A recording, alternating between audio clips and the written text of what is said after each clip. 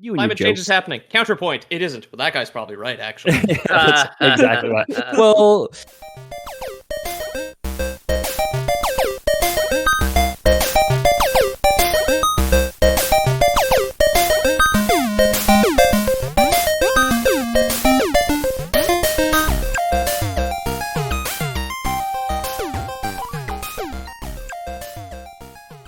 welcome back to the internet's #1 fake history podcast, the Lore Boys. Today, we're jumping into a new Magic the Gathering story of Dominaria United and the real kickoff of the Phyrexian Invasion. I do want to call out, like, pretty early on that I was going to do, oh my god, I forgot what it was called.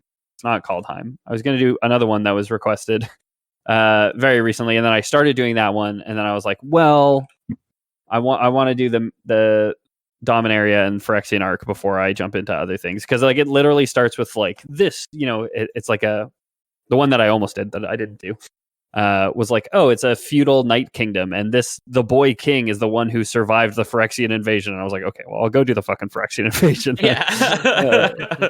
And we're going to gloss over the Nicol Bolas end chapter, I guess, during this episode. So there's one that was a hard reminder when I was already 4 hours into the script. Like, fuck, I never did that either. Yeah. I'm your host, Ethan Palmer. With me, as always, is James Miller. I'm here. I'm ready to play. I place myself in defensive mode, ready to listen. Face down, ass up. That's defensive mode. Mm-hmm. I'm Peter O'Donohue. My favorite member of the Gatewatch is the Pot of Greed, actually. Which allows you to draw two additional cards. The meme says mana. 3. The meme says 3, but it is 2 additional cards. Pot of Greed. And I know this is not Yu-Gi-Oh! I'm ready, guys. I know there's no defensive positions. It do work like that. Yeah. So more Magic, and specifically the Phyrexians, has been requested by many people over the years. This one specifically for the Phyrexian Invasion continuation and Dominaria United, kind of more loosely, comes from Mr. Sugar Hype, Lorebonian Wizard, and Mr. Avocado Man over at discord.gg/theloreboys. Oh no, discord.gg/loreboys. I even wrote it. My brain is just like too dumb. Discord.gg/loreboys. That's clear. If you're right? confused, just check the link in the description. There's It's a right link in the there. description. Yeah, you can just click it. Yeah. Click it, dummy. Don't listen to me, a dummy. We have a lore request channel there where you can pop in and request whatever you want. Make it Zoids. Request 1 million times a day. I don't. Here's the behind the scenes, guys. I don't fucking care if you do. Go nuts. Pop off, children. I read every message. Ethan doesn't. As you can tell. I don't anymore either, because I was like, oh yeah, Zoids, okay. Yeah. I'm still the unpaid mod on the cast. We've got an actual mod, but I'm the other one. Yeah, he's the real unpaid mod. Yeah. Sort of paid, but anyways, exposure. Sure. Yeah. I don't even know what Jimmy means by that sort of thing. I don't pay him. I get Patreon. Yeah, but you guys do too. Oh, but you I don't. was talking about have you. To, yeah. I thought you were talking about David. We don't pay that poor child. Oh, absolutely not. Yeah, Lore Boy's putting him through college. I call him that poor child. Is a full grown ass man going to college, working 3 jobs, like up all night, also moderating the Discord. Yeah. But we should yell at him more. I don't think I'm so tired. I need to check if there's racism on the Lore Boys server. It's like, no, you need to sleep, Mike. And if you want your request to have like a little bit of extra oomph, you can always join our Patreon, patreon.com/loreboys, where we have some new patrons this week, I believe, Peter. We do, yeah. We have Trevor Owens. Oh my god. Kieran Tragus. I'm sorry, it's very Gaelic. Peter's secret love child. Tell me who your mom is in the comments. That's a resub. That's Oh, is it? Yeah. Oh, okay. Sorry. And then Joseph Roger as well. So thank you. And you fucking son of a bitch, Joey. Jaboogly. This goddamn if this is actually the Joseph Roger that Jamie and I went to school with growing up. I checked the email. I'm pretty sure it's him. Pretty sure it's him. You fucking son of a bitch, Jaboogaloo. Yeah. I used to spend every weekend sleeping on his floor, and his wonderful mother would make us the best breakfast. I'll come out and say it. He's the reason I flunked out of school the first time. Because really? all I did was go to his place, get high, and play Mario Kart. Like it was all my entire freshman year. So my first drink, his sister bought us a bunch of coolers, and we hell broke some glass on the carpet. And I remember picking it up with like my drunk hands, and his sister's like, "Don't do that." Yeah. Cool. Thank you, everybody. Regardless, whichever Thanks. Joseph Roger you are. Except for you fucking squirrely son of a bitch, Joe. Cool. So let's talk about Magic the Gathering story. So we're kind of continuing the Phyrexian Invasion. You guys will remember we talked about a little bit about Kaldheim. It's like the Viking world when we talked about Tybalt and all that. We talked about Kamigawa, which was kind of like the first plane that the Phyrexians sort of invaded 3 planes kind of simultaneously. After we also talked about New Phyrexia a second time. Like we did 2 episodes on New Phyrexia, including like the more recent one. And the Phyrexians are unable to planeswalk.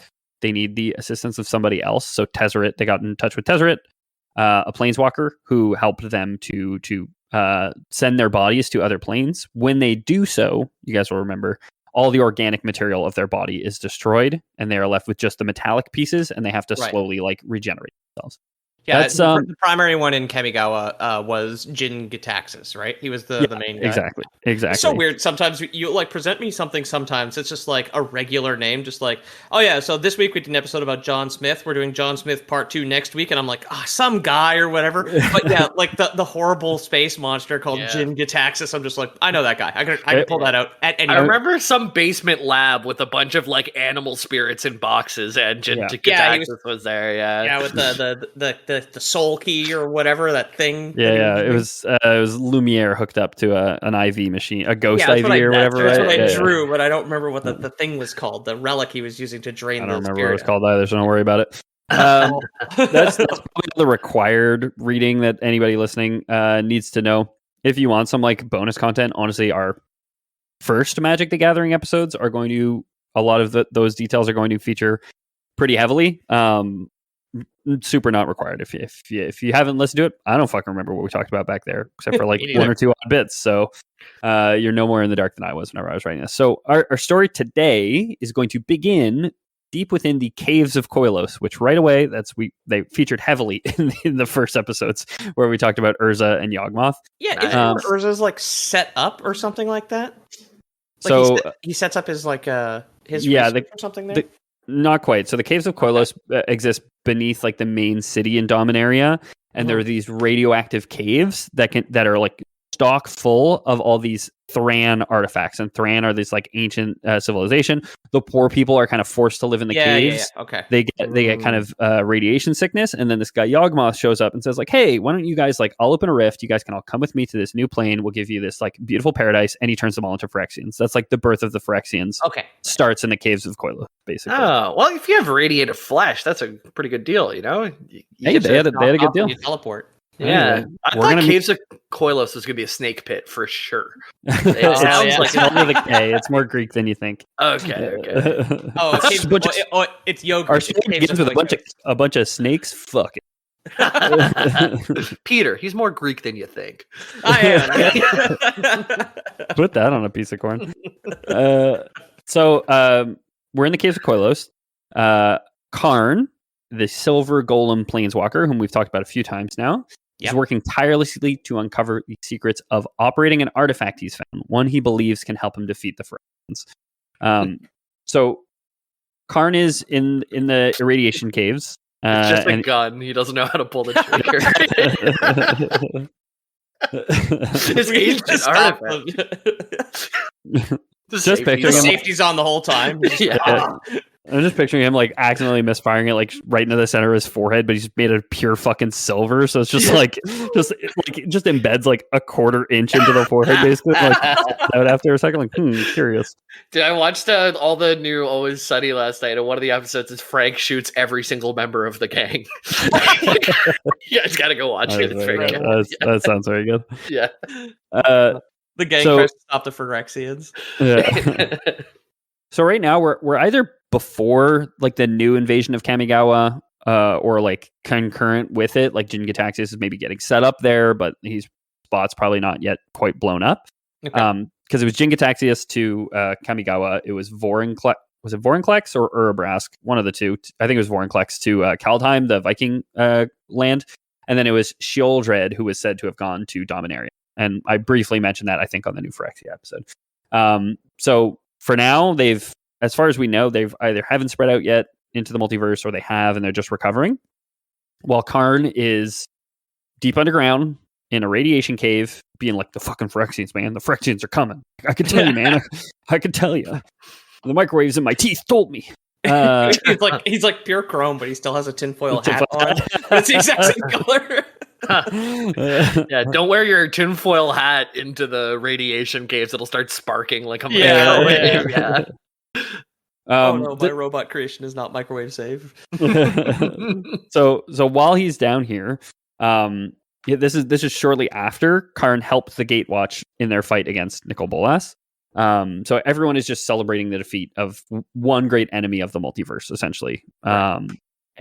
Everyone but Karn is essentially like, oh, this was great. Now we all get a chance to rest. Bad guys are done for a little bit. We know how these stories go. But Karn is pretty obsessed. He senses the presence of Phyrexian agents on Dominaria in his heart of hearts. He is determined to thwart their plans to ensure his homeworld's safety. So you guys will remember, Karn was created by Urza. Yeah. Not given a name or anything like that. Karn eventually convinced Urza to let him go to school.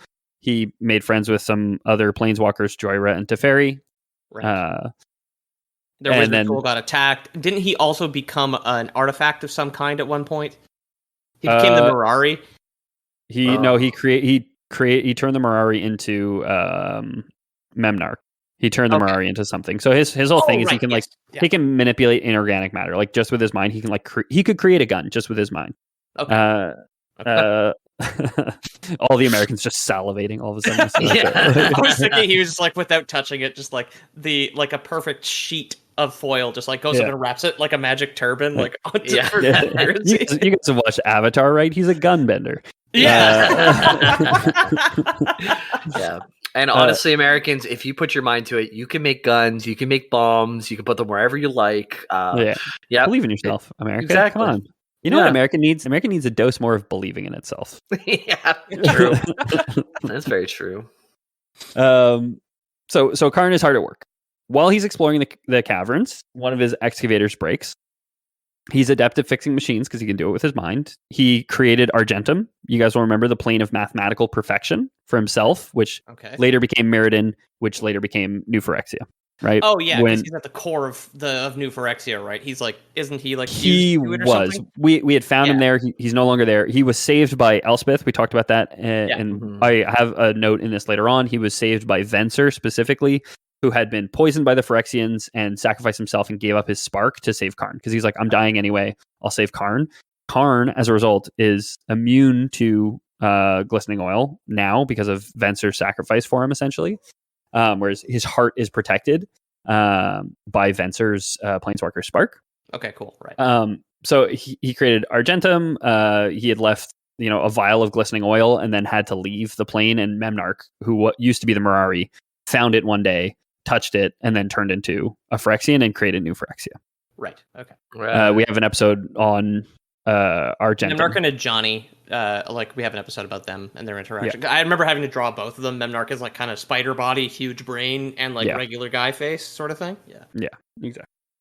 So he comes across this broken excavator.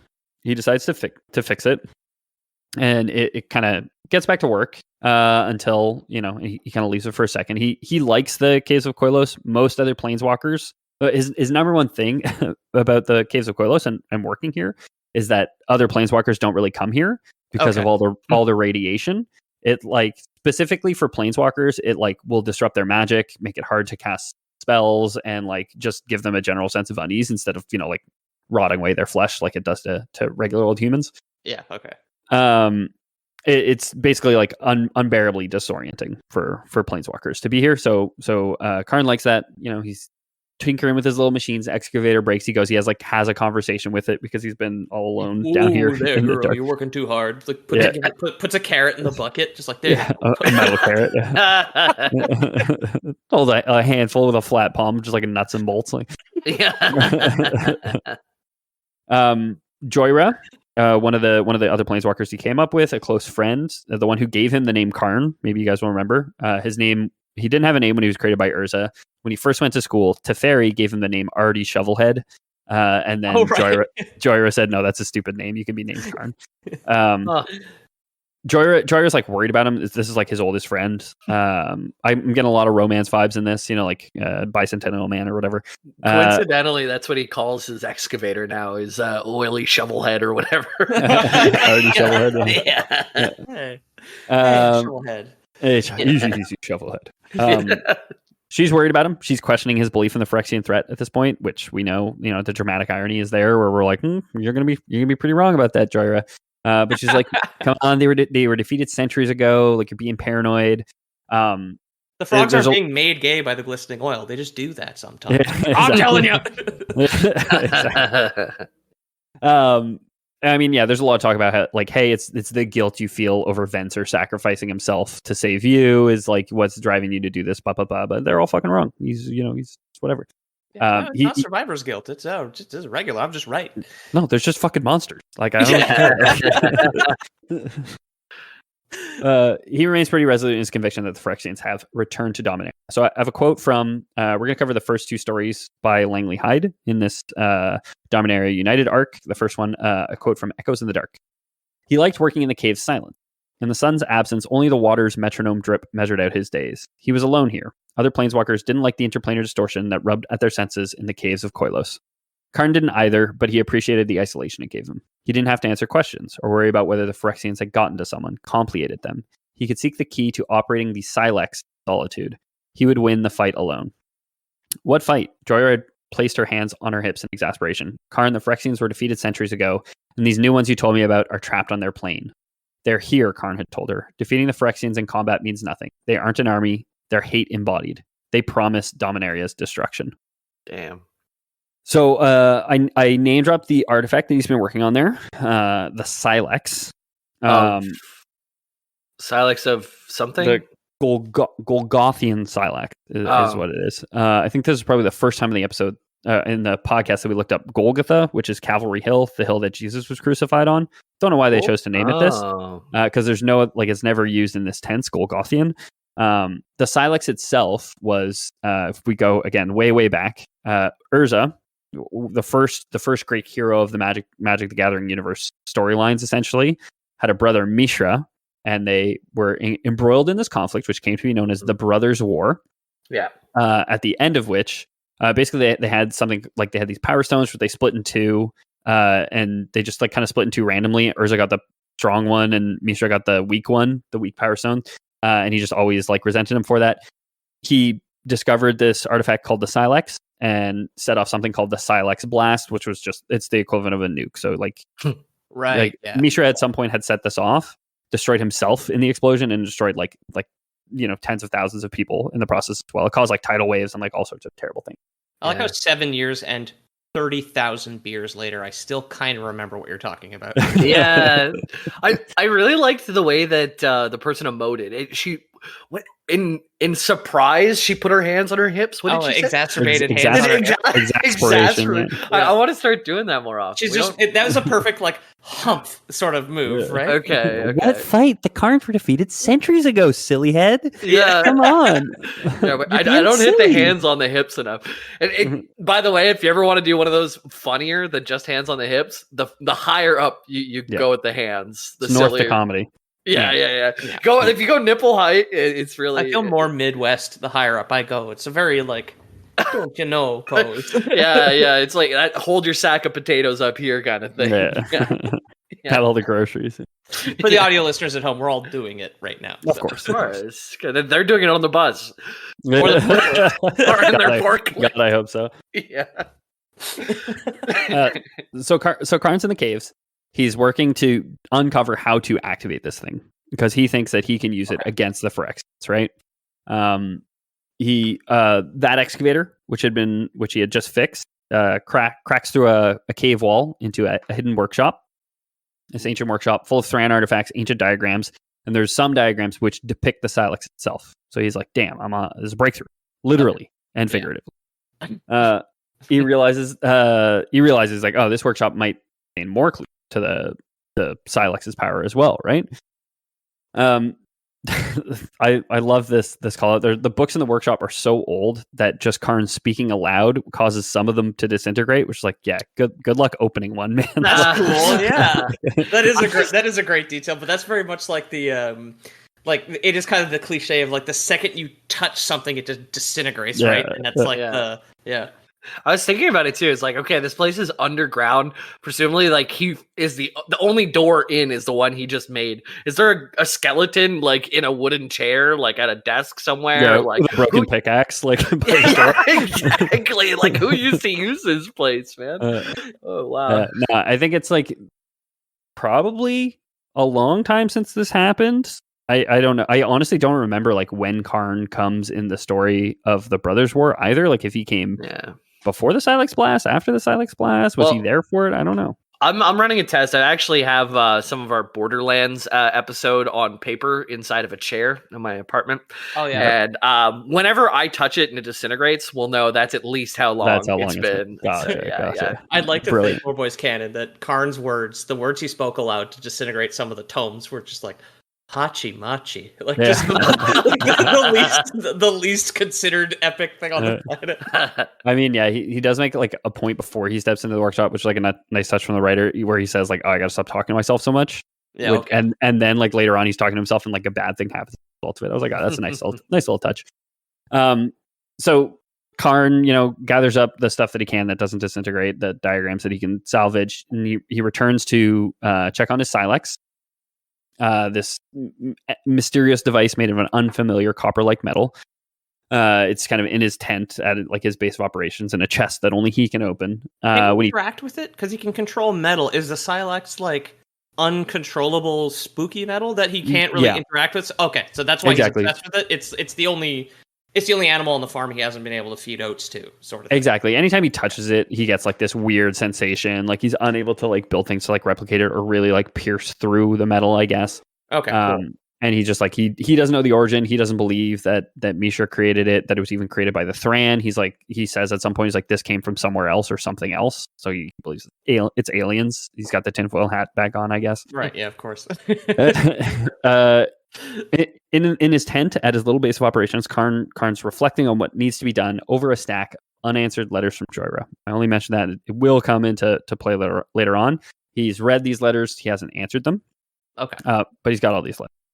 He decides not to involve Joyra or any other planeswalkers in his quest just yet, fearing that if he involved them, they would only fall to harm, the same affliction that had once been killing Venser before he sacrificed himself to restore Karn.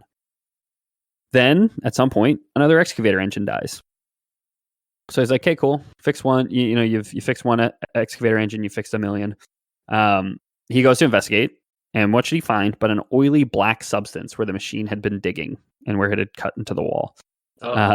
He probes, using his ability to detect metals, but finds instead that this oil is strangely organic. Karn realizes that the Phyrexians are indeed present on Dominaria and must be stopped at all costs. This is glistening oil. So this is the oil that kind of powers Phyrexian machines and what also turns humans into machines, essentially. It's just I was going to say, they can kind of use it to mutate things, mutate themselves, and like they can just take over a planet by seeding it with glistening oil, which will then corrupt life around it, right? Just like it's the idea of like, oh, just a drop and then it'll like, propagate like a bacteria, right? Like it'll just grow and like consume all its neighbors and continue. It's like the black sludge too from like Alien Covenant that we had talked about a long time ago that like they create the aliens with. It's just like a drop of it can like mutate somebody. Exactly. Evil goo. Yeah, precisely. So I have another quote for you guys. He could try to excavate the workshop. He could dig out the passage and return to his base camp. He could reach out to the others, but seeking help took time and, Karn knew, put others at risk. If he had learned anything during his long life, it was this. A single moment of inattention, of neglect, could leave an entire plane vulnerable to the Phyrexians. The Phyrexians were contained within the caves for now, and he with them. Good. He would not let Dominaria fall like Mirrodin once fell. He'd stop the Phyrexians. If he could not do that, he would attain proof enough that he could recruit reinforcements. Proof enough that Joyra and his fellow planeswalkers would believe him. Karn, Joyra would say, you were right all along. I was reading that. Thank you guys for not interrupting my quote so far, by the way. But I was reading that and couldn't help but think about a single moment of inattention, of neglect, and thinking of Jamie's lost WoW hardcore character, which I guess listen to our bonus content if you want to hear Jamie's real gripes about it. But Rip to UNICEF, made it to 46, which is basically halfway, and had a mount, had almost 100 gold, and it's all gone. But yeah, anyways, I'm still demoralizing. yeah, warrior demoralizing shouted me right now because I'm just feeling real bad about it. But anyways, I like the idea of Karn talking to himself after discovering the oil. Like one, I hope, because the magic writing like sticks with me for like almost a decade now at this point, right? We've been doing this show, like this thing that I have never played and have only contact through you with. I like the writing is so good that it sticks with me that long. I really hope they don't do a like Galadriel Rings of Power with Karn here, where he's like, "No, guys, I'm right. I have proof down the hallway," and then no one's like, "No, man, you're crazy. There's no bad guys coming at all." Like this isn't a setup for that, because so far the writing in Magic has been great, and that is a exhausting cliche. I mean, like, I haven't seen Rings of Power. I'm not sure exactly what you mean, but he did just think to himself, like, he's going to do this. He's going to do this solo. He's going to either stop the Phyrexians on his own, or he's going to get enough proof that they're there that other people will finally fucking believe him. Basically. Well, that's it. Like, the getting proof of the thing being there is like the setup for that show as well. And it is a tiresome cliche. It's like the protagonist is the only person who knows, but like literally no one on Earth believes anything they say for some reason, but only in this instance. I also like the idea he's like still talking to himself. There's just books disintegrating all around him. He's just like, "Oh, she's just gonna be like, wow, Karn, you were so right." That's what she's gonna say. I was so right. So Karn follows this tunnel. He like basically the excavator like broke into a tunnel wall where like is an organic tunnel, and that's where the glistening oil comes from. He quickly encounters two human acolytes who are serving the Phyrexians pretty clearly. They have like all, one of them has like a metal jaw, and he just like twists it so that she can't scream or whatever, He subdues them due to his superior strength, but he does not kill them because he's got, the Batman weakness, I guess. Okay. He silences the acolytes. Acolytes continues his mission. He's determined to confront, the leader of the Phyrexians here and put an end to their plans. So I have another quote. Oh, sorry, go ahead. Before we go to the quote, what's the Batman weakness? You don't kill? Don't kill, yeah. Okay. That's like, it's always like, damn, if you just killed the Joker, dude, you'd probably fucking save a lot of fucking. Yeah, exactly. Honestly. Just use a gun, Batman. Just once, honestly. Batman can control guns with his mind, is what I'm understanding. Right? Only bat guns, so. So I have another quote for you guys. I'll post you two images of characters whom we'll meet during this quote. The tunnel opened into a vast cavern, which echoed with the cacophony of human misery. On the other side of the crevasse was the Phyrexian staging ground, located on a broad, flat area of the cavern floor. Ant-like workers scrambled across the rope bridges strung over the crevasse, ferrying meaty gobs, bloody cables, and chunks of flesh over to humans being compliated on surgical tables. On the opposite wall of the cavern, a Phyrexian portal ship cut through the darkness like an immense scythe. Coils hung from this structure. The twitching loop's membranous purple gleam reminded Karn of intestines. Sheoldred hung suspended in this morass. She was still. Tubes fed reddish and milky substances into her black segmented body. The mandibles that extended down from her thorax lay open, relaxed. Her humanoid torso, welded to the thorax's top, lay nested in a thick network of writhing inky lines. A horned mask obscured her face. Beneath her, worshippers clung together and raised their voices in an ecstatic paean. The defunct Phyrexian portal ship in Sheoldred's sleeping form dominated the cavern. Acolytes in the gray robes of the Society of Mishra attended surgical machines that converted struggling people into Phyrexian abominations.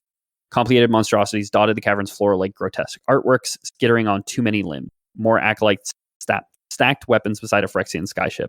Teams of splicers scaled a dragon engine to repair it, so small that their welding torches seemed like white stars against the engine's metal skeleton. He'd found the staging ground of the Phyrexian invasion. Okay. Wow. Okay, I thought he was like looking for clues. I didn't realize he was about to stumble on the fucking Pater, Indiana baby. Jones like fucking Kali Ma situation down there. Exactly. I mean, that's I exactly just need what proof that there's a Temple of Doom. Oh, here it is. Yeah, exactly. Yeah. This art, and I know we don't want to get too deep in the weeds here. This doctor lady with the afro is very cool, but god damn it, are the Phyrexians neat. Yeah, the Phyrexians this are very, giant very cool. woman's torso hanging from the ceiling, held up by black tubes, is just like Yeah. fuck. So It's good. like horns for eyes. Yeah. all sorts of cool. I love It's the like just Phyrexian. got that touch of like again Alien, that touch of H.R. Geiger without being like it's still original enough. You can see like one of the ingredients in the recipe of the whole thing, right? It's Exactly. so cool. Art is by Igor Kirlik. Yeah. The signature thing on all these pictures looks like a butt plug, though. What? The signature thing on all these pictures looks like a butt plug. Next to Igor's name. It's the little arrow sure. thing. Oh, Yeah, it does. it's like I a don't know. yin and yang butt plug. You know, I there's think it might be balance like in the universe. set icon or something. I don't know. It is Kinda a looks butt, like it in is my just a butt plug universe, now. maybe. Kind of looks like a fish. Hey, it's some people see the butt plug half full, some people see the butt plug half empty. when really the butt is full the whole time. Yes, you know? exactly. The realist knows that the butt is full all along. So amid this nightmarish tableau, a lone figure tends to children. A young woman donning the distinctive cloak of the Tezzeret Academy, Karn's alma mater. Karn notices a red dot from a mechanical eye that she possesses. She is deeply engrossed in her work, sorting through gruesome organic materials to support and repair children. So the woman that the red-eyed woman with the afro, she is like repairing children whenever Karn arrives. Oh, okay. Karn observes a disturbing process where the young woman is essentially mining these like intense monstrosities in the chamber for like fleshy bits to restore children's damaged biological components. So they're just like building Legos out of like meat mash, you know? It's just like it's so gross. Like, oh yeah, this one will fit here. Yeah. Well, yeah, it's like she's dressing a deer, basically, but like instead of removing the organs, she's taking out like bags of Lego that are inside. Or she's killing a deer and then putting all the deer livers into a big pile. Like, the one other thing to take note of in that in the quote I just read you guys is they mentioned the Society of Mishra, which is kind of this like society which has presumably been allowed to continue in Dominaria.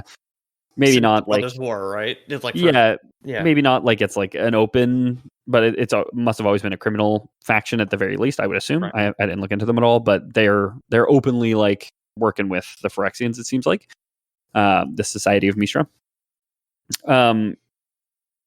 Despite the urgency to alert the other planeswalkers, Karn realizes that he cannot leave this state intact. He's like I should go back and tell people, but like they're doing too much here. Like it's going to take too long. I don't want any of these monstrosities to escape because there are like Phyrexian monstrosities kind of like running around. He resolves to destroy the Phyrexians before they can mount a defense. He's like, I'm gonna hit him with a surprise. You know. He raises his hand, visualizing the creation of a gun. It's a gun that's actually a bomb. So he literally just like imagines an incendiary device from scratch and just like brings the metal together to create a bomb. Does he like pull it out of the walls, or just like he's just a magic monster basically? It wasn't clear. Okay, yeah, he's magic. It doesn't matter. Make it either. Yeah, whatever. He always pulls it from under his cape. It's always there. He reaches behind Shieldred's ear and pulls out a bomb. Yeah, from behind her pile of ears. Oh yes, just a pile of ears on the ground. Like reaching behind the pile of gore and ears, just like a nickel. the doctor's just got like a hand mirror, is like holding one ear up to Shieldred. Like, you like this one? No? Okay. Yeah. Like a barber.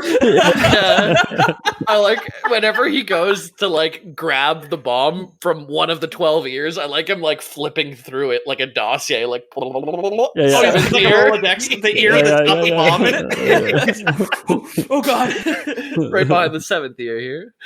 Kaboom. So he just assembles this device and he's like, I'm gonna blow this Phyrexian queen up, no problem, right? Just then, a sudden shrill klaxon blares through the cavern, disrupting the silence. Turns out, should have killed them, right? So chaos erupts and the cavern's acolytes hurriedly load weapons onto Phyrexian skyships. Surgeons transport their bloodied operating tables onto the vessels, and Phyrexian agents evacuate, abandoning the staging ground. So this klaxon is like, hey, wheels up. We've been found out. Like, everybody out. Yeah. Complicated Phyrexian monstrosities twitch to life, their metallic fibers extending from their bodies. In the midst of this turmoil, a red beam targets Karn's chest, and a bolt of energy whizzes overhead as he drops to the ground. So he gets the classic like sniper dot in the center of his chest. The Tellarian woman, now equipped with a glaive and her mechanical eye, which can apparently shoot laser blasts, sets herself before Karn in his way. Completed Phyrexian creatures converge on Karn, and the Telerian woman smiles confidently, placing her hand on Sheoldred's immobile claw. So Sheoldred's inert during all this, like she can't move, she's vulnerable, and like it's described very well, very evocatively, I'd say in the text, where it's like this woman like places her hand as if like she's a doctor, and like Sheoldred's like on her in the hospital bed and just like needs a little bit of comfort. It's just like very very jarring, I guess. It's like bedside manner next to all these monstrosities and a fight about to happen. It's exactly, do nothing but harm. So there's all. It's just like a sword through a snake. As Shakespeare said, physician, complicate thyself, right? So Karn's like being faced by all these Phyrexian monstrosities. Ooh, zucchini love. He's being confronted by all these Phyrexian monstrosities. There's this very confident looking woman, but she doesn't know. He's got a trick up his sleeve, a bomb. He just moments ago willed into existence. He's got a trick behind her ear, a bomb. So a narrow stone bridge provides the nearest access to Sheoldred, but it's blocked by 12 worshippers and the Telerian woman. He's got to fight his way through. Sorry, I really did take a big bite of. We could have a break if you wanted, man. I said it out loud. I was like, "They're gonna vamp. You guys are stones." I know this is a very tense moment. I get it. Yeah. I have a little stone, and I'm very committed right now. Come on. Yeah. And I was eating popcorn on the mic the last time, being like, "Ha, Ethan's not here to stop me." But it turns out he wouldn't have, because he's doing the same thing. We're in our Come Town era of just eating on mic every episode now. I wouldn't stop you on your own episode. Okay. I'm going to serve you on my episode. Don't get me wrong. Yeah. So Karn summons his resolve, charges down the bridge towards Sheoldred's location. Sheoldred's worshippers cease their chant, confront him, launching themselves at Karn in a desperate attempt to stop his advance. Pretty strong, though. Made out of metal. I have a question just about the actual setup here. Not to go from vamping to off topic or like whatever. You could have done this when I was eating zucchini bread. That's all I'm going to say. Oh, zucchini bread does sound good. They're underground in this cavern. They have a portal underground that they're coming through, right? There's like the Phyrexian transport portal you had mentioned or something like that. So there's like a transport ship, I guess. They're not planeswalking portals. They're like local portals. So they're like portals to other places in Dominaria. Yeah. Like a complicated hallway, basically. Yeah, exactly. Like you need to have a portal to a restroom on monstrosity build site. Is just part of the regulation. Yeah, part of the union. Yeah. You guys might remember from like a long time ago, and Karn was pretty central to this one. But like it used to be that kind of anybody could planeswalk, and then kind of the rules were sort of rewritten. So that you needed a planeswalker spark to planeswalk, essentially. Okay. I can't say and that one. That is like canon. That is in the canon, I guess. That like you need one. So like these ships and things like that would never be able to planeswalk without like an active walker there, essentially. Right. Okay. So Karn swiftly deals with the worshippers. He kind of it's described. He just pushes them off the bridge. Dummies.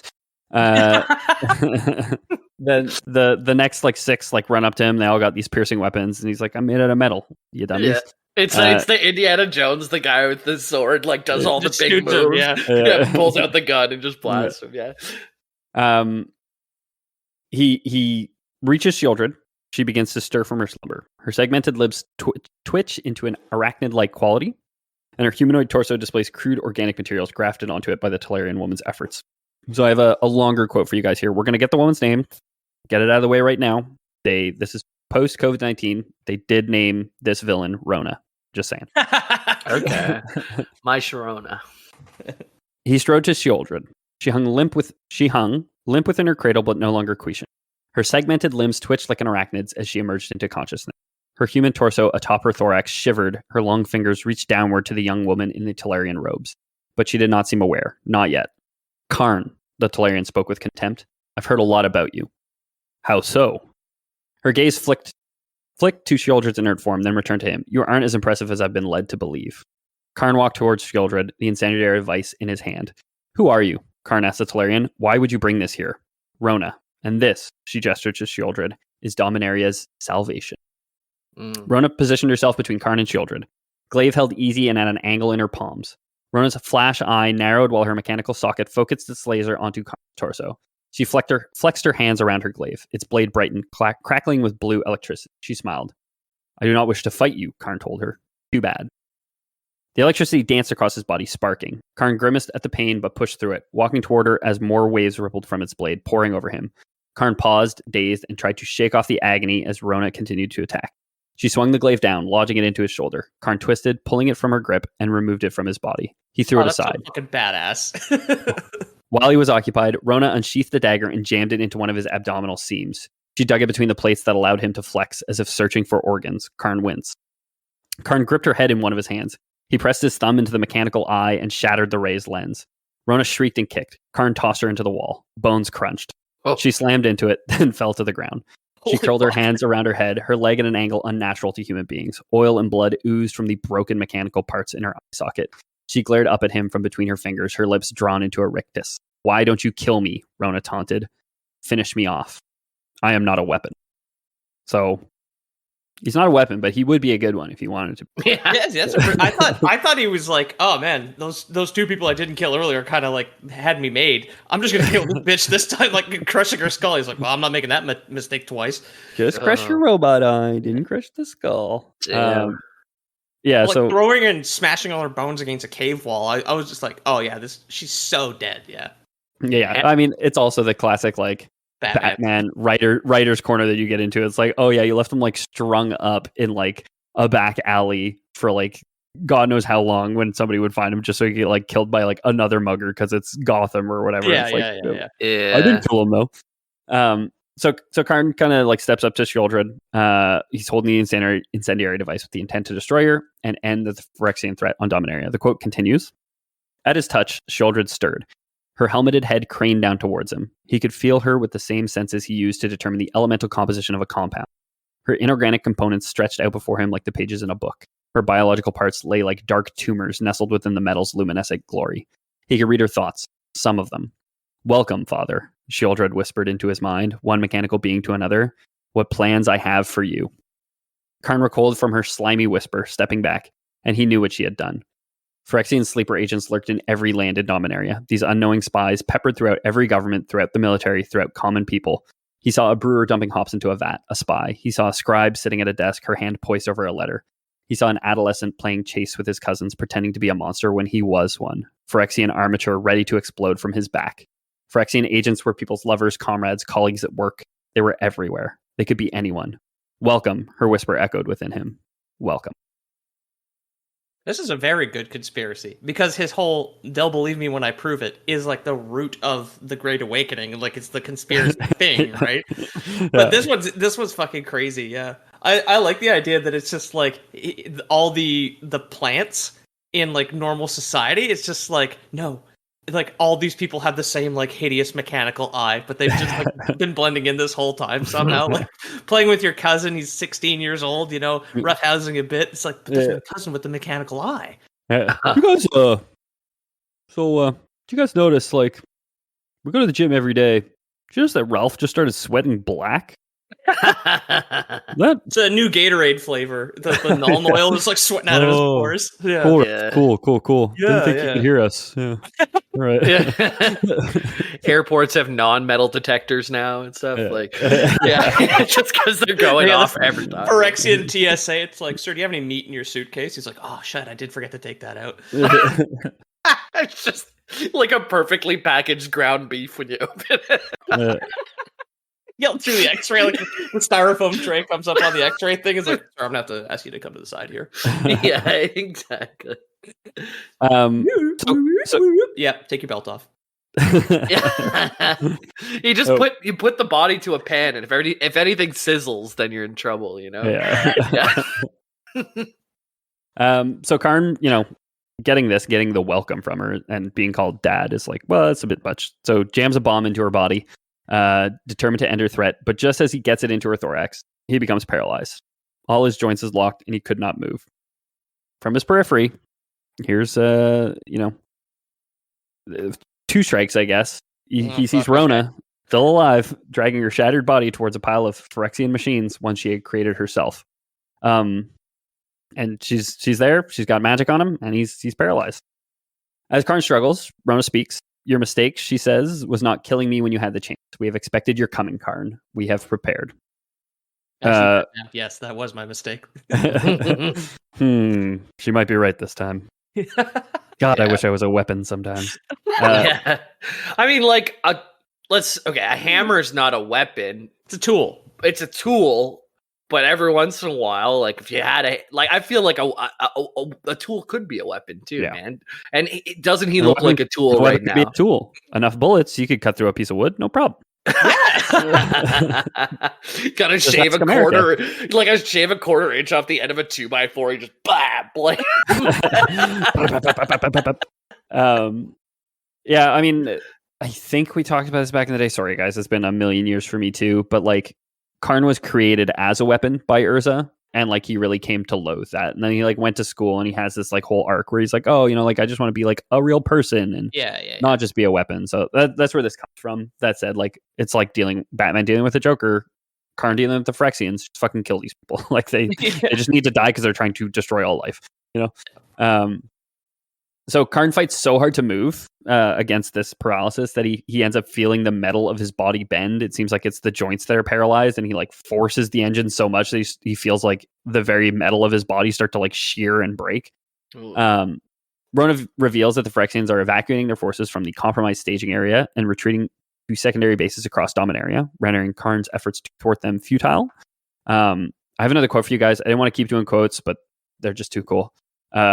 This one's a bit body horror-esque. But Rona sorted through the heaped parts she'd been using to repair Shieldred. She lifted up a node, smiled, and set it aside. With a grimace, she dug her fingers into her damaged eye socket and yanked out the ruined node, exposing raw tissue and a piece of gleaming skull near her eyebrow. A gout of clear liquid spurted out. She clicked the new node into place. Roars boomed through the cavern.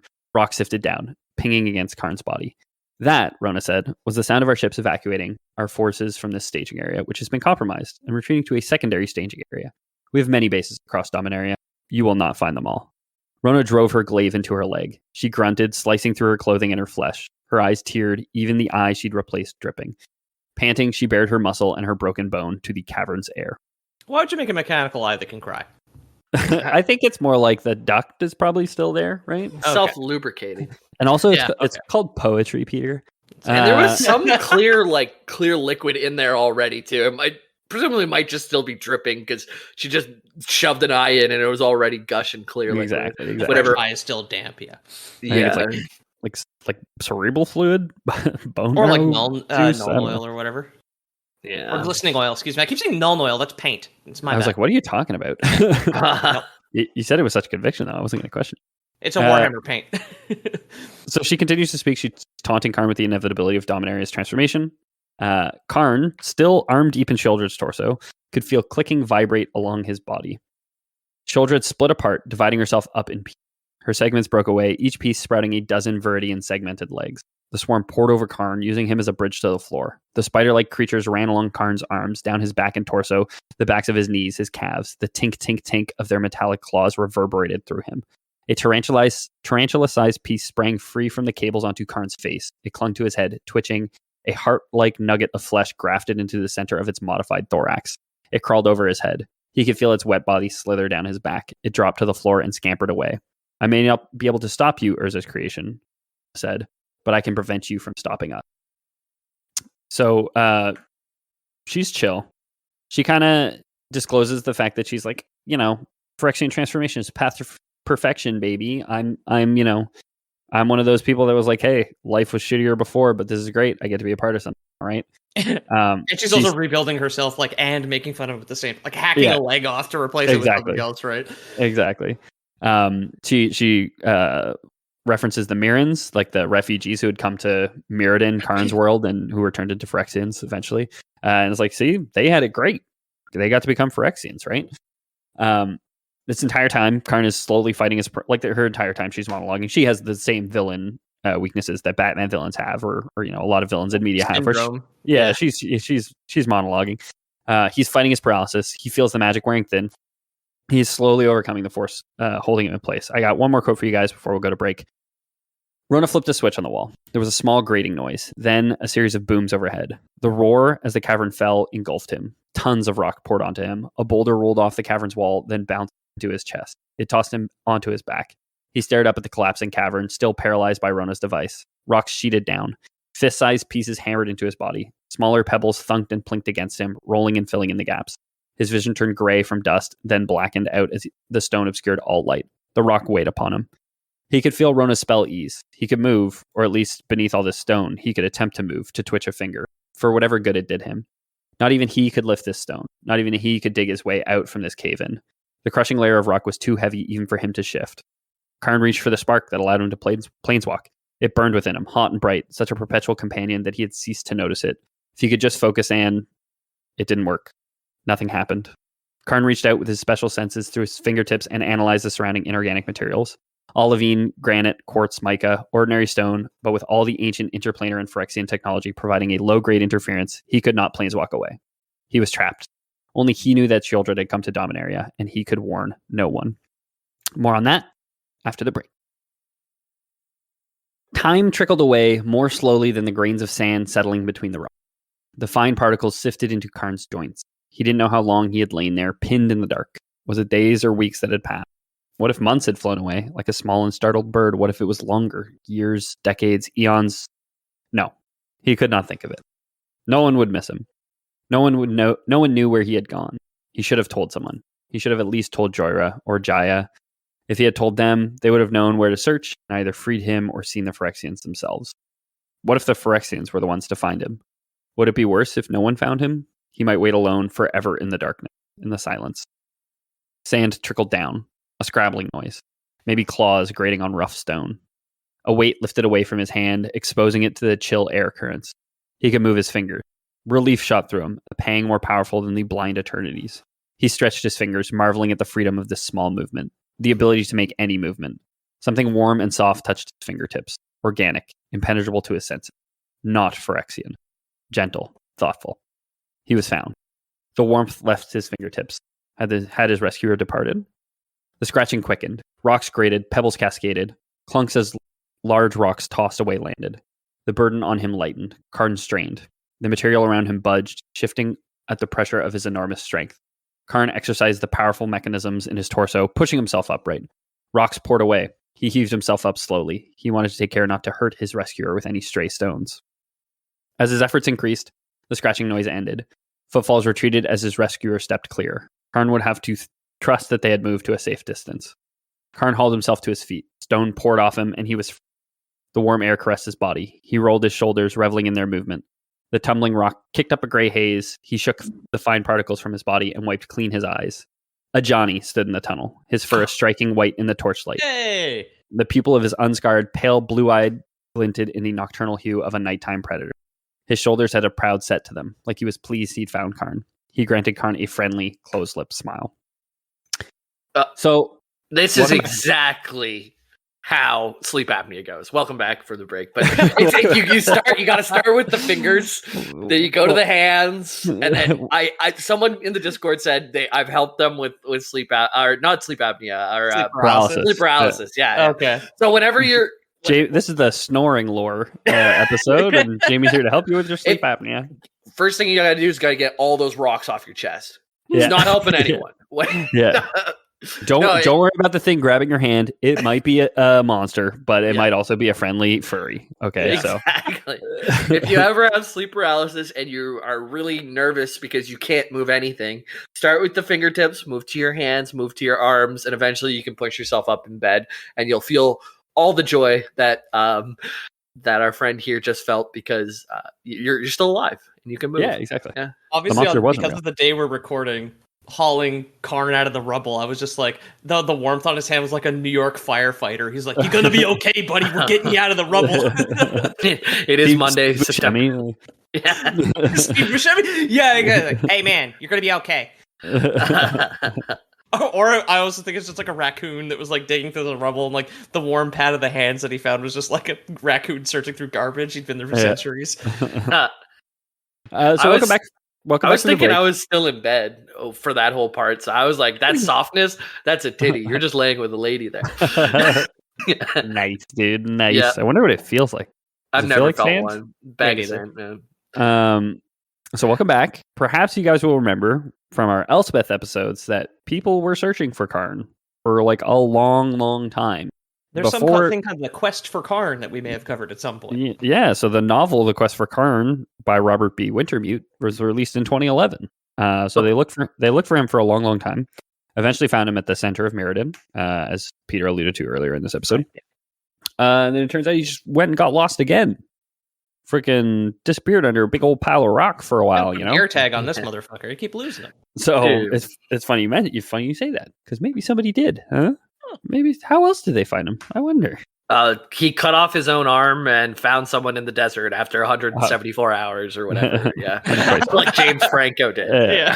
I was James imagining a Franco's so disembodied Karn arm walking around like Thing from the Addams Family, that laying down and like trying to ASL directions to the person who found him. Yeah, this way, pointing aggressively. Yeah. Now Pete mimed the arm walking around like a spider, like just a hand walking, like Thing from the Addams Family. I was picturing kind of doing it like a worm, you know, like.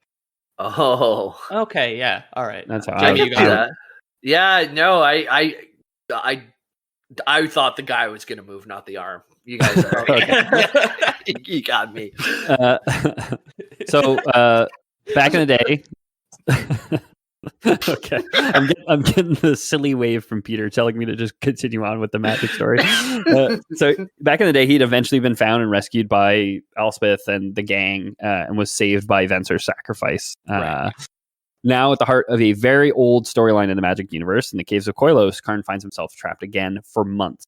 We find out that he was down there for months while the Phyrexians continued plotting and usurping and planting and Manchurian candidating. Being a robot and not needing food or water or air meant that Karn, all he could do was just lie helplessly, crush tons of stone, unable to planeswalk, while the Phyrexians were making moves in Dominaria. It's Ajani Goldmane who would come to his rescue, the Leonin planeswalker who had once traveled with Elspeth in search of Karn. He is also from Alara, from one of the shards of Alara. Don't remember which one. Don't at me. He's I called him a furry earlier. He's a cat person. They're quite tall. They're like 7 or 8 feet tall, I think, typically. Karn's taller. It's a big old golem, right? Right. So he finds Karn. They had he had traveled with Elspeth in search of Karn originally, but he left the group before they found him, before they went to Mirrodin. So he wasn't there the first time they found him, but I guess his quest for Karn never really stopped, and here he is. Cool. So it turns out that the letters Joyra had been sending to Karn had tracking magic on them. Oh. So she's a fucking Fed, I guess. I don't know. That's true. Oh, no. Also, it's good that he doesn't recycle, right? Yeah, like, yeah. It's like, I gotta, I'm gonna, one more breakthrough I'm gonna go for. And then I got a bunch of letters to toss. And that's why he's here, right? But yeah, she is a Fed, just like emailing him GPSs constantly, just like emailing him air tags, exactly. Like, so Karn, and she had told Ajani that, and Ajani had gone to find him, had found the camp, and it had eventually found like the ruins and started digging, I guess. In that like little tin that she sends to him, it's just like, it just on the cover of the tin just says accept cookies. He's like, ooh, I love cookies. And that's how tracking him the whole time. Just like, little antenna that's like spinning on the top of his head, little satellite dish that's spinning on the top of his head at all times, just like buzzes for a moment and then continues on like business as usual. So Karn and Ajani decide to return where Karn's camp was months ago, as Karn wonders if the Silex is still there. When reaching his camp, Karn did not check the box, which once contained the Silex right away. Ajani was with him, and despite the fact that the Leonin had literally tunneled into a mountain to recover Karn's trapped form, the golem did not trust Ajani with the knowledge that he had the Silex. It's like, so he has like a decoy shoebox that he keeps the Silex in, and he's just like, let me check the big safe on the wall. Oops, not in there. You go check somewhere else. And he goes just pulls it out between his mattresses. Like, thank God for that. Like almost exactly what happens. Like he doesn't even lead on that like he has it, and he's not saying like, oh, I'm gonna look for it somewhere. Like he's just like there's no mention of it. Nobody knows that he had the Silex. Okay. Maybe Joyra did. I didn't actually see mention, but Ajani definitely had no idea that he had it. And he literally like he walks around his camp. He's like, oh, is all my stuff still here? Oh yeah, oh my favorite plate. Oh yeah, that's still here. Oh, Rubik's cube. Yeah, okay. Hands Strange rested very high on his body. He's like, Yeah. A pile of catnip over there. Oh yeah, still here. Yeah, still here. And he's like, strange lockbox that only I can open. That's under my desk. Pick it up. Yeah, I'm sure whatever's in there is still in there. And then he just puts it back under his desk. Basically, he basically just like picks up the box and like senses the Silex in it, and then just like puts it back under the desk. Essentially. So he uses his metal detecting senses to determine if it was still there, while he explained to Ajani what he had seen. Before the two of them planeswalk away to try and warn the leaders of Dominaria. He brings the Silex with him. He goes back to get it later. I'm not sure. Is he still carrying like the null oil? I keep fucking saying it. The glistening oil. Is he bringing it with him as evidence or anything? Okay. No. So he brings no evidence. Which, Pete, if only you were there, because boy are they not going to believe him. Well, this is the whole fucking conspiracy thing. He's just like, wow, evidence that there's a conspiracy. What's he going to do? Just like barge into the police station, point at the secretary, and be like, she's a Phyrexian. It's like, dude, get out of here. You're crazy. So yeah, like I don't know. Maybe you bring up a good point that they like it was months since they left. Maybe they like up and left with like all the evidence of the fact that they had once contaminated it. Because now that you say it, I'm like, oh yeah, that's a good point. I don't know why he didn't just say, let's just go there. They used the big magnet off of Nico Bolas's dead head to just pick up all the metal and leave. Which is a joke from 5 years ago or 6 years ago now. Yeah. If you've listened to 15 more modern than Magic. more modern than the Urza and Yawgmoth episodes, but still very dated. Yes. So they're like, Karn's like, hey, we have to warn people. Johnny's like, hey, there's like a UN meeting going on right now. It wasn't a UN meeting. There was like peace talks being negotiated between like these two Dominarian countries, essentially. Okay. And you cut off at the wrong part whenever you like, cut Dominarian country. You don't like the countries, man? Okay. Dommy cunts, please. So Ajani and Karn crashed the negotiations, which featured the leaders of the countries of Keld and Benelish. We talked about Keld a little bit. Don't need to worry about it. As well I know Benelish. It is Luxembourg, Belgium, and Netherlands, right? Yeah. Okay. Benelish and definition make them go so crazy. Benelux. Okay. Benelux, yeah. Yeah. The bar in Montreal. No, Benelux is the name for those three countries combined, silly. Yeah, maybe. It is. I've done reports on it. Book reports? Book report on a bar. Okay, so we've got Keld and Benelux, as well as the Archmage Joda and his once apprentice turned planeswalker Jaya Ballard. So these are kind of the two countries, all the representatives, the leaders of the countries, and then there's these arbiters, Archmage Joda and this other arbiter, this planeswalker. Is he a little green guy? Does he talk funny? Joda? No, I can send you. I do have a picture of Joda. He's just like a Yoda with a Spanish accent.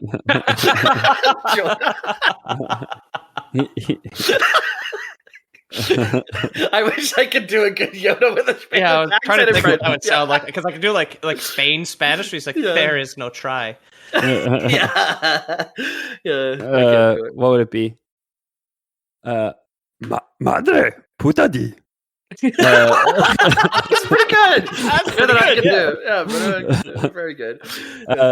So Johnny and Karn show up. There's Spanish Yoda sitting there, brokering some peace talks. They warn everyone they're like, guys, stop the peace talks. There's a bigger issue than world peace going on. Okay, there's freaking Phyrexian monsters on Dominaria.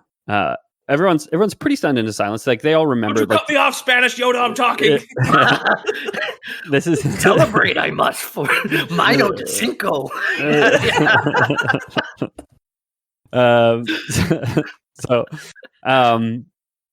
Everyone's stunned into silence. People remember the first Phyrexian invasion of Dominaria. So this is kind of like the resurgence or the next arc of Phyrexians in the Magic storyline, where it took a long break to deal with the Gatewatch and Nico Bolas and all that stuff.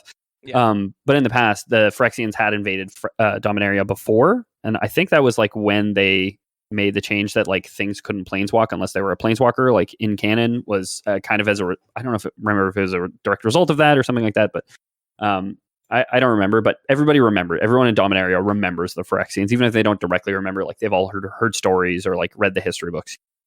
Right. So everyone's kind of stunned into silence. But it wouldn't be a good story if there wasn't some conservative in the room to loudly proclaim that climate change isn't real, right? So that's Joda, the Archmage. Well, Karn didn't bring any climate into the conference as proof, right? He left all the climate behind in that cave that he'd fucking mined into. Exactly. So he couldn't prove that anything had happened. Takes a glass of glistening oil and like puts it in front of the Archmage. Like, well, would you drink that? This is coming out of my taps at home. So I posted a picture of the conservative tight lip there for you guys while I read you a quote from Sand in the Hourglass by Langley Hyde. Yeah, I've walked this sitting cross-legged and hovering above the ground is not how I imagined a conservative. Actually, with a bunch of like multicolored orbs behind him. Yeah. Very much. He's not kind of petite. He's kind of petite. Yeah. It's like Ben Shapiro vibes, maybe. Yeah, longer hair. He's an Archmage. He's very old. He's kind of like he doesn't age because he's such a powerful Archmage. He's not a Planeswalker, but magic doesn't care about your feelings. I was gonna say he uses like magic to keep himself looking like Ben Shapiro. Like, I could just stay young forever, but this is a choice.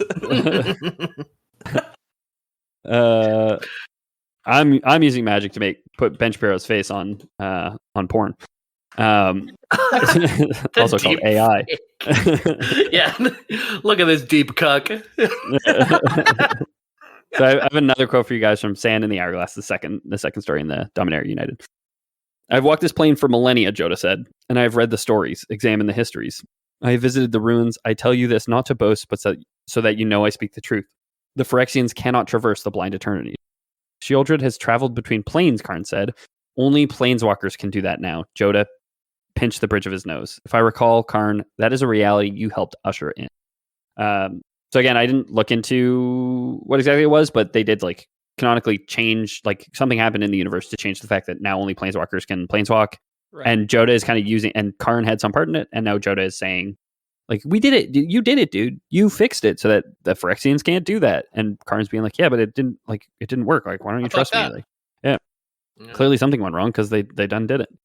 There was, however, a young guppy liberal named Sten, who did believe Karn and had indeed been warning of Phyrexian sleeper cells for some time. So I posted you guys a picture of Sten, who does look like a young guppy liberal. He does, yeah. Yeah, he looks like he's appropriating those clothes, if I'm being honest. Yeah, he does. Yeah, he might be Latin. Oh, yeah, that's Spanish Yoda. That's what he looks like now. Yeah.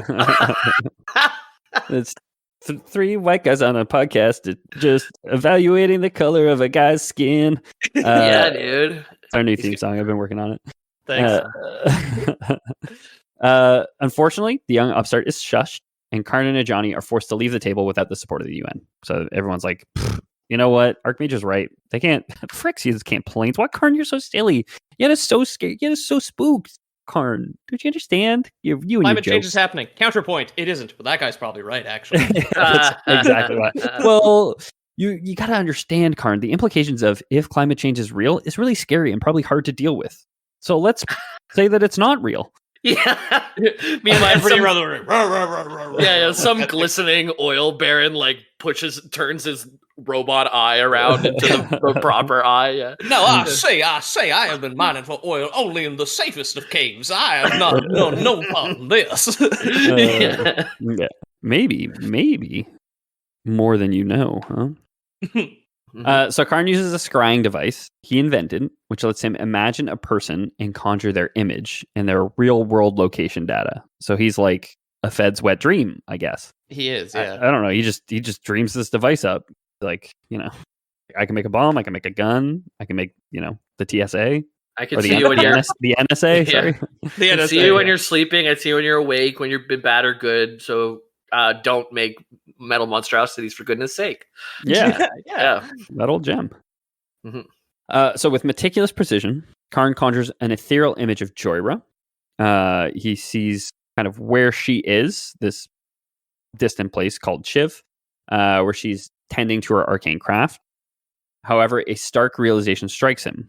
While he wanted to use this this scrying orb to find the Phyrexians, he realizes the ominous figure of Sheoldred remains elusive, shrouded in a sinister veil of protection woven by the Phyrexians, further emphasizing the gravity of their threat. So like they've accounted for this. They're like, this guy can dream up any government body's technology.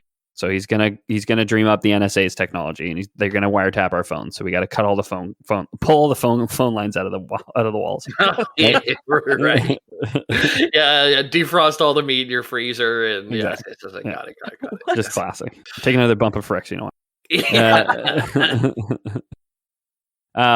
But yeah, he's like I'm gonna scry on Sheoldred, and then we'll know where they are. But it also like he doesn't like it's described when he like scries on Joyra, he doesn't picture her face or her like physical appearance. He kind of like knows her essence, and he knows her super intimately, so that's how he can do it, which like obviously he doesn't have that connection with Sheoldred either. Yeah, I don't know how torso neck down. It's like Karn, her tits aren't that big. He's like, I've so he is doing this with a Johnny in the room, so you're not wrong.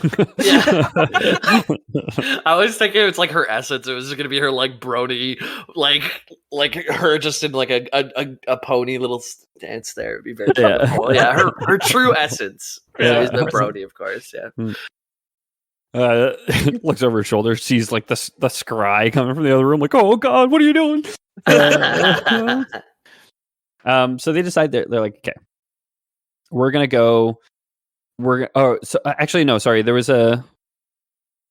Oh no, okay, yeah, sorry, I missed it. So they go back to the negotiations. They go back and forth a few times, but they go back to the negotiation room. They're like, Johnny and Karn talk. They're like, okay, we can't scry. We need to try and convince everybody once more. If we can get Jaya alone, because she's reasonable and we're friends, and she's a planeswalker and she can see the big picture outside of just like because the people there are very worried. Like Joda is saying like, hey, even if they are real, like I don't really believe that they are, but whatever, Karn. If they are real, like let's deal with the immediate threat, which is like pending war or like ongoing war between these two nations where people are like actively dying, rather than your boogeyman that you've shown up with. Like we have to broker this peace first and like make sure that both sides are like feeling good about it before we deal with your thing. Okay. Right. Okay. But they're like, okay, if we can get Jaya, she can see the big picture. So like, let's go back, we'll hang out, and then when we have a moment alone, we can talk to her. So they're back in the negotiation room, and as they're standing there, Teferi, another planeswalker, appears on the scene. So he just like planeswalks from somewhere else, bringing bad news from Kamigawa, dudes. I was just there. Yeah, I was gonna say a very familiar name. Like I recognize that one. Yeah, he's the one who called Karn Artie Shovelhead. He's the one who gave him that name. Right. So they went to the Tolarian Academy together. Very powerful planeswalker. He created. You guys will he like protected the Tolarian Academy in like a bubble for like a good while. Oh yeah, Yes. yeah. That guy. So he's like, guys, you won't believe this. I just got back from Kamigawa. There's fucking Phyrexians there, and they can totally planeswalk you guys. Everyone believes instantly. Karn has a real what the fuck moment as everyone jumps to immediate action in response to his second end account. There is I don't know if it's here or like in a little bit, but there's this like great line which I didn't include the quote, but it's like they had just finished like brokering the peace. And like one of the representatives is like, I want to talk about this like mutual defense pact that we signed or whatever. Now that like Phyrexians are invading, they're like, we don't want to come protect you guys if the Phyrexians attack. Oh my god! Because we need our own people. They're like instantly like trying to back out of the contract. I thought it was funny. Teferi, like Karn and Ajani are like, oh okay, like that's crazy. It's good that everyone believes us now. Karn's still like, that's like kind of fucked up guys that you don't believe me just because Golem.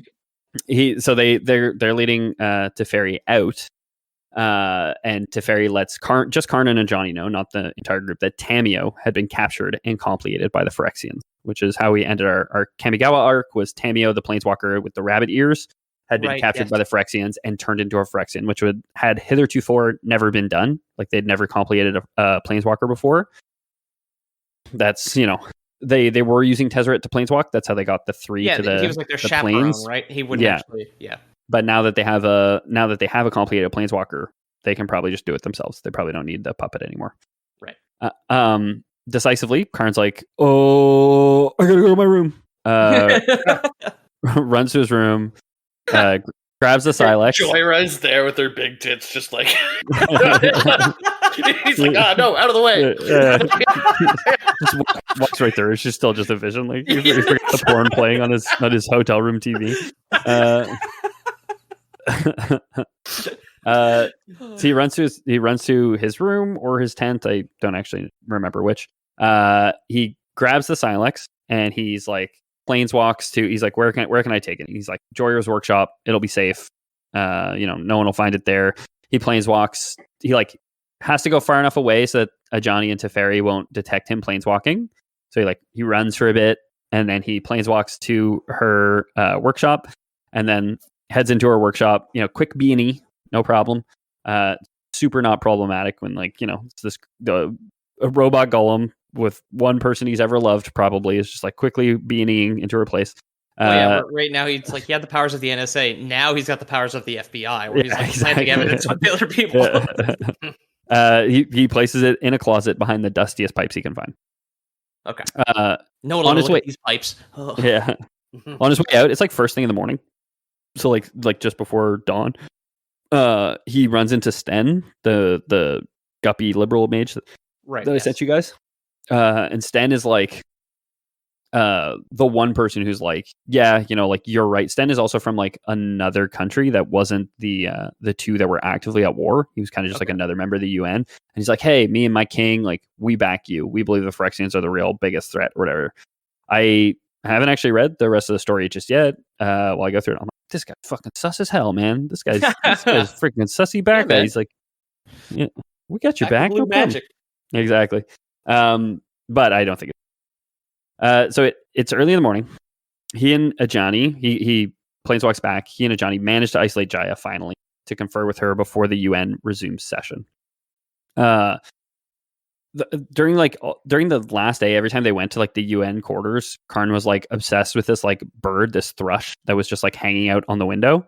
So Ajani and Karn decide that they're gonna go back to the negotiating table. But first they're gonna talk to Jaya. They managed to get her on her own. And the whole day before, they had seen this. Karn had been like watching this bird every time they're in the negotiations. Karn is like obsessively watching this bird, right? And he's like, well, this is weird. Birds aren't real. Something's going on. No, it is. It is a fucking spy thing from it is the basic information recording device, right? Like exactly. So I have a quote for you guys now. The thrush was not even pretending to peck at invisible crumbs. Karn seized the bird. I know what you are. Karn, Jaya said. The bird's chest peeled open and cables shot out. The cables, slick with blood and slime, wrapped themselves around Karn's head. Goo slipped down his skin, and a maw at the tentacle's core searched along Karn's cheek for purchase, its teeth scraping down the smooth metal. Karn readjusted his grip around the creature's slippery body, trying to pull it off from his face. But its wires had wrapped all the way around his head, locking together in a thick tangle at the nape of his neck. The creature's teeth caught on Karn's lip. It jabbed needle-like protuberances into him like it wanted to inject him with some substance, and the needle snapped. It's too close to Karn, Jaya shouted. I can't blast it. Let me, Ajani said. Slime sloughed off the creature and sizzled on Karn's skin, corroding his metal. It hurt. The creature snaked its tentacles between the joints on Karn's neck and around his collar as if trying to prise him apart. Karn grunted and squeezed his fingers between the creature's slippery body and his face. He forced it off of him, flinging it across the room where it smacked against the opposite wall and slid down. The creature caterpillar crawled toward the door. Teferi raised his hands, slowing the creature with a blurring field to prevent its rapid escape. Ajani lunged forward and pierced the creature with his claws, pinning it to the floor. It shrieked and writhed. Acid spurted from the wound. Karn, face still streaming from the creature's corrosive slime, held out both hands, one over the other. He generated a bird cage, built it upwards until the bars united into a dome. Ajani ripped the monstrosity from the floor and flung it into the cage. It rattled the bars, screeching. So, still not killing things, eh? Well, okay, so good reason for this one, at the very least. Karn's like, maybe the fucking bureaucrats, the fucking politicians next door. This is his glass of fracking water, right? That he's like, I'm gonna make that fucking Exxon exec drink now. Yeah, the real reason that birds have hollow bones is it's like the inside of a needle to put goo inside of you to turn you into hypodermic bones. Yeah, hypodermic bones. Oh my god! I also love the fact that like the Phyrexians have like infiltrated human society with their spies, but they fucked up the bird. Or it's like the bird wasn't convincing enough, right? Yeah, right. It's just too obvious. Okay, so I got one final quote. to wrap us up and bring us into next week. Karn placed the Phyrexian bird on the granite negotiating table. Joda leaned toward it, his eyes widening. The creature in the cage hissed at him.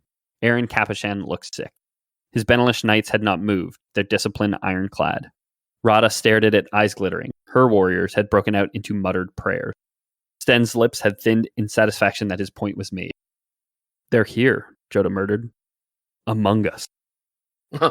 I told you, Sten said. 3 of the Benelish knights exploded outward from their armor. Their eyes burst open in a shower of glistening black oil, and their jaws distended. Metal teeth emerging from their flesh stud their gaping maws. Metallic fibers wriggled out from between the gaps in their armor. One of the creatures swung toward the granite table, his clawed hands drawn together in a double fist. It slammed its hands down on the granite table, cracking it in two. The negotiations are over, it said. Oh, man. Then he killed everyone and vented. Exactly. I had to linger on it. I couldn't. I was like, man, I'm ending the episode with an Amogus. I can't believe it. Yeah. Everyone, our brains are just broken. They are. Yeah. The internet is a curse. Yeah. I love also the fact that you've got Phyrexian agents in hiding for years, months, whatever. And this one is just like, I'm going to say it. When I transform in the UN, I'm gonna say the negotiations are over. Yeah, exactly. And all of them are just like, yeah, okay, man. He's like, I'm gonna say it. The negotiations are over. He's like, I can't. All that planning for nothing. So I didn't touch on it earlier in the episode just because I thought it was like a good reveal at the end of the episode, and I thought this kind of buried the lead a little bit, but it they talk about specifically, like in the story, it's good. I don't think I could have brought it up without you guys maybe guessing that this would have happened. But They mentioned that like none of the sleeper cells are aware, and they specifically go into like, oh yeah, they wouldn't be aware that this is going to happen to them. So these like these humans are like their memories are wiped, so they just don't remember that they were kidnapped and subjected to horrid experiments, and then they're just like put back in their home with their wife and kids, and are like, "Yep, you got to go to work today," you know. Oh, that's crazy. Until something happens that threatens Phyrexia, and then they pop off essentially. Nice. Yeah, so that was Dominaria United Part 1. Thanks so much for listening, everybody. I'm hoping to get this wrapped up in just a 2-parter. But I've only done 2 out of the 5 stories so far. So if my track record is anything, it'll be at least 3 probably, and we'll see if I tangent to another Magic story in the meantime. Right? Why make promises? You know what? We're talking about this story. It'll take us however long we want it to take. Yeah. But if you like the episode and want to hear more, consider joining the Discord and letting me know there, or leaving a review on your podcast app of choice. It's the best way that we have of getting the show to grow. Except for the even easier way of doing it, just talking with your friends about the show. And if you think they'd like it, then we'll get a new listener. Hopefully, poison them just like these sleeper cells. All your friends are potential Lore Boy sleeper cells. Yeah, all your friends are birds, and they want to scratch up your face if you don't tell them about the Lore Boys. Yeah. Jamie, anything you want to talk about? Get in the Discord. That's where most of the stuff's happening. Go to discord.gg/loreboys. Now I've caught the metal monster disease that makes me not know our links. But yeah, it's been playing some hardcore WoW with some folks in the server and stuff. So I can give you a guild invite and stuff, and you can laugh at me when I inevitably die. Just come out there. That's where the best place to hang out. All the episode picks that we talked about and stuff, that'll be in the Prime section. So if you are a sub to our Patreon, which Ethan will get to, you get a whole other list of perms and exclusivities in Discord. So Discord's where to find us most of the time. Yeah. Peter, how about you? At Loreboys Podcast on Instagram. Come check out our images. Say hello. Send us messages. I always love getting a little bit of appreciation there. Thank you, everybody, for all the follows as well. Otherwise that's about it. That's all that's going on for me. Yeah, and if you want to support the show financially, help us keep the lights on, we do have a Patreon, patreon.com/theloreboys. We have a few tiers there where you can get access to different things. The biggest one is probably just, the bonus content, where Jamie will complain very in depth about his hardcore character. We talk a lot about Sea of Stars again, which I have done for 2 weeks in a row now. Because I had a story I forgot to tell, but I only have 1 fork. Okay. That's a great start, honestly. You're a fucking 32-year-old man. I bought a fork once and I never thought to buy another one. Only once is the problem. You should do it multiple times.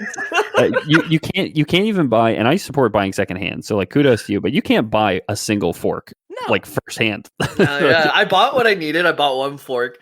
And there's a guy, an exterminator, who came by my apartment to because I'm in a basement and whatever, blah, blah, blah. Hey, boy, I really worked up an appetite. You got a fork I could borrow? He asked me to borrow my Buffalo fork. spaghetti?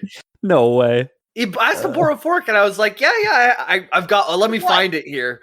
And and I found my one fork, and I gave it to him. Okay. And he didn't give it back. What? He didn't give it back. Were you forkless and you were just like trying to I guess you could say someone. I guess you could say someone lifted your fork, huh? yeah, dude. Like a forklift, Peter. We got a forklift. Oh, yeah, sorry. Come on. What? Yeah, dude. I was fork and pissed. No, and I had for a week and a half. I didn't have a fork, and my neighbor. Fork. And okay, is this going to end? You didn't go out and get forks, but your neighbor gave you a fork. My neighbor opened the door as I was walking by. She heard the dogs jingles in the hallway. She's like, "Oh, James, Mariola, nice lady." She's like, "I have your fork." Oh, your fork. I got my fork back. Apparently, he left it in her apartment while working, and then I was like, "Oh, thanks. It was my only one."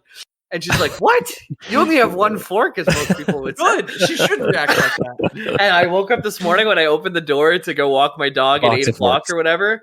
There's some plates, forks, knives, spoons. She gave me all the extras she had. So I am all forked up right now. No more eating directly off a napkin with a plastic spoon for Jamie. Living the I don't have napkins. One rag. If this is your kind of story, this is all the bonus content is Jamie telling absolutely deranged stories from his life and me and Peter reacting to it. Basically. Hey man, one fork has got me through this. Every time I've needed it, I've had it. You know. I do love the idea that all that stuff that your very kind neighbor gave you is going to go into a closet and never get used. Now that also kind of sustains me, but I'll use it. Yeah, there's just more dishes for the sink, right?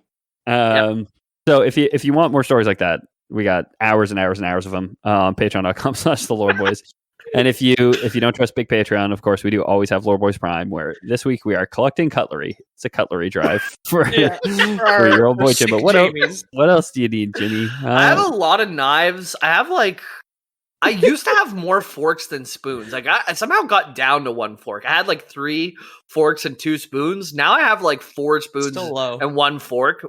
Well, I've got the whole new injection of cutlery into the apartment economy. But I'll give you a fresh count next week, I guess. Yeah, I mean, Jamie will post his inventory on the Patreon of what he has. He's get a registry going of what he has and what he needs. But if you guys I need want to more send glasses, napkin holders, glasses, salt and pepper shaker. You got a salt and pepper shaker? Yeah, I have a few of those, but I have the one that you buy at the store. Several salt and pepper shakers, but one fork. Every time I want to go buy new pepper, I don't buy the you got corn skewers? A steak with a salt shaker, cutting with a knife.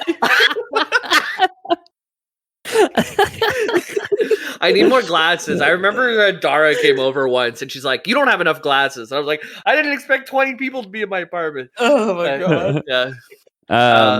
Oh my god. And I think that would constitute Lore Boys. Oh my god. Out of forks. Yeah.